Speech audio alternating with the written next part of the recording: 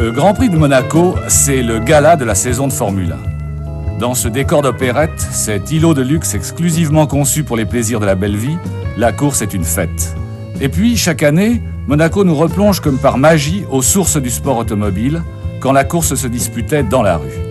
Elle était alors pratiquée par de riches gentlemen. Au niveau de la Formule 1, elle est devenue un sport réservé aux super professionnels.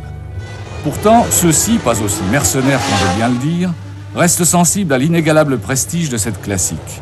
Ici plus qu'ailleurs, ils veulent briller, comme nous l'explique cet illustre visiteur rencontré au stand pendant les essais.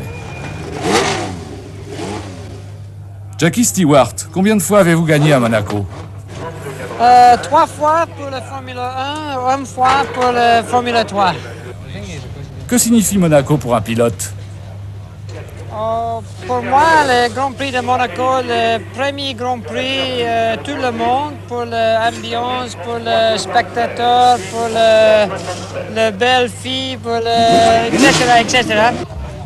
Y a-t-il une recette pour gagner à Monaco? Oui, à Monaco, c'est nécessaire pour le pilote très tranquille, très doucement. C'est pas nécessaire très vite. C'est nécessaire doucement. Le problème à Monaco pour le pilote psychologique, c'est préférable pour moi, c'est bien condition, mentalité. C'est pas nécessaire de beaucoup de talent pour le pilote. Qui sont vos favoris? Oui, pour le moment, Niki Lauda en Ferrari ou Jody Scheckter ou Patrick Depailler. Le Elf Tyrrell maintenant, c'est très vite, le 6 roues, fantastique. Le Ferrari aussi. Les Ferrari, les combinations Ferrari-Lauda, pour le moment, c'est très fort. La sérénité, l'organisation de l'équipe Ferrari sont impressionnantes. Même en cas de coup dur, comme ce sera le cas quand Regazzoni, accroché par Nilsson lors de la première séance d'essai, va endommager sa belle T2 toute neuve. Pas d'énervement, Rega prendra le mulet prévu à cet effet. Chez Ligier, où l'on purge les freins, il n'y a pas de mulet. Mais on est quand même plein d'espoir après la belle 3e place de Lafitte au Grand Prix de Belgique. Jacques, après votre 3e place et votre très belle course de Zolder, dans quel esprit abordez-vous Monaco? Je voudrais bien faire aussi bien qu'à Zolder, mais Monaco est un circuit très difficile pour les voitures et le pilote. C'est très étroit, il y a beaucoup de rails et la moindre erreur, c'est la sortie de route. La sortie de route a des conséquences assez graves parce que la voiture est très abîmée. Alors, je n'ai qu'une voiture, je tiens à prendre le départ demain, donc j'avoue franchement, je fais un peu attention. Dans certains virages, j'ai un peu d'appréhension. Sur ce tracé sinueux à l'extrême, où l'on ne peut doubler sans prendre de grands risques, la position sur la grille de départ est littéralement vitale. C'est dire l'importance des essais et la bataille tout de suite fait rage. C'est un fait, on attendait mieux de Peterson depuis son retour chez March.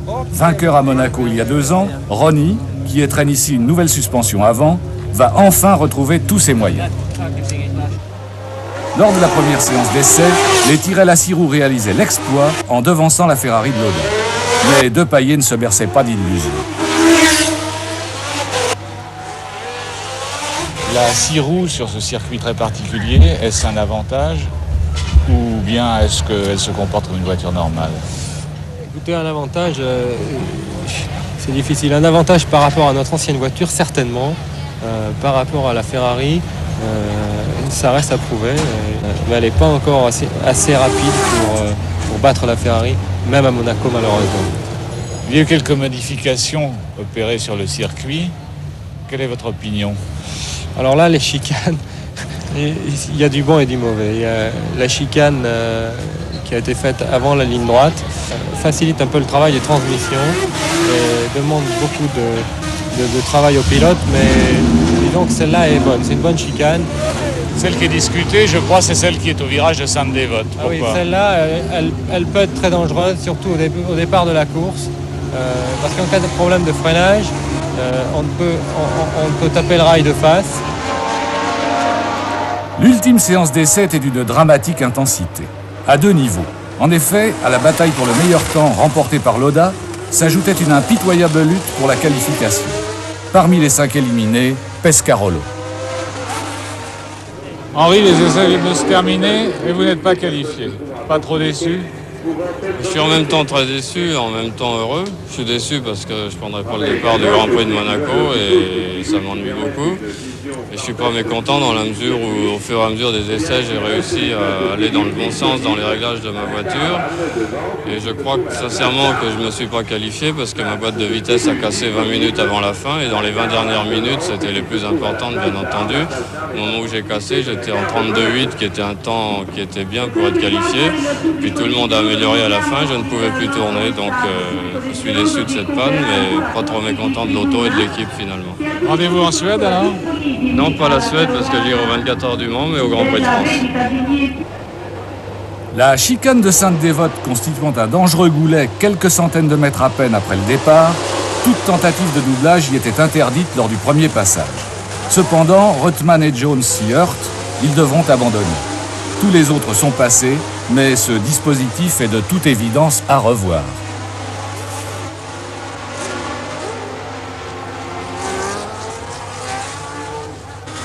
À la chicane du port, Lauda mène, mais Peterson a réussi à imposer sa marche devant Regazzoni, Depailler, Scheckter, Fittipaldi, Stuck et Laffite qui occupent la 8e place.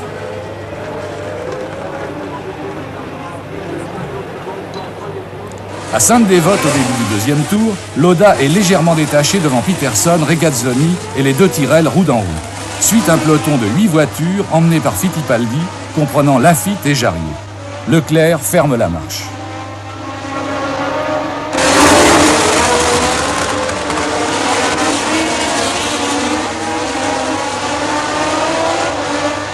La mise en action de Lauda est extraordinairement rapide. Il gagne près d'une seconde au tour sur ses 4 poursuivants.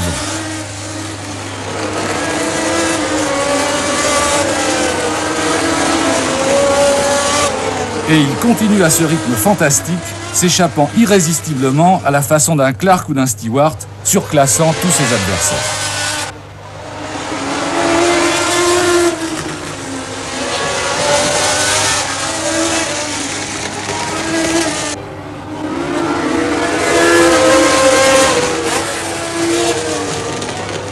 Le champion du monde est d'autant plus impressionnant qu'il ne semble nullement à l'ouvrage, au contraire de ses poursuivants.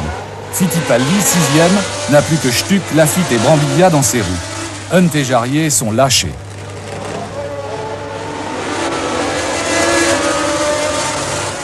Lauda contrôle la course à sa guise.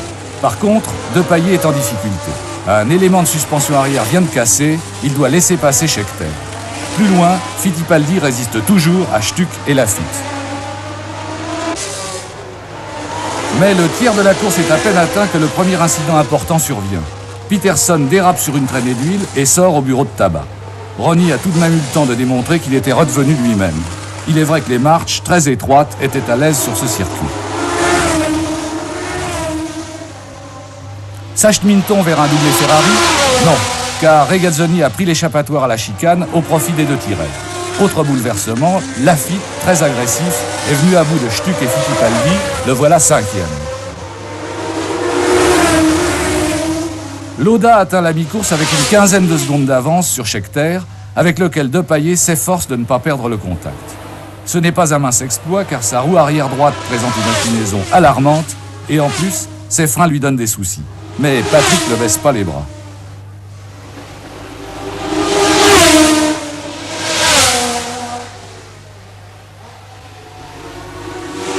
Mais tandis que l'avance du leader sur Scheckter continue de croître, le retour de Regazzoni se précise. Le voici sur les talons de Depailler.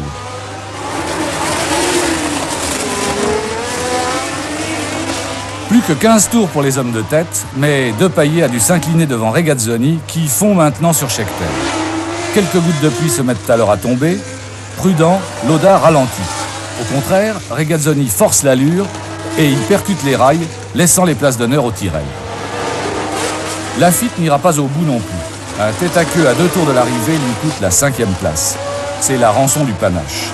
Lauda l'emporte donc, après avoir survolé une course qui, derrière lui, fut d'un superbe acharnement. Ferrari demeure invaincu cette saison, mais les 6 roues ont confirmé leur qualité de rival numéro 1 et Depailler a démontré une volonté hors de pair.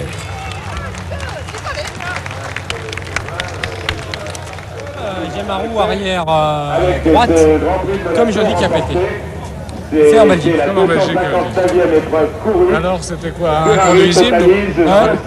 C'était pas trop inconduisible quand même, t'as réussi? Super dur à conduire, inconduisible.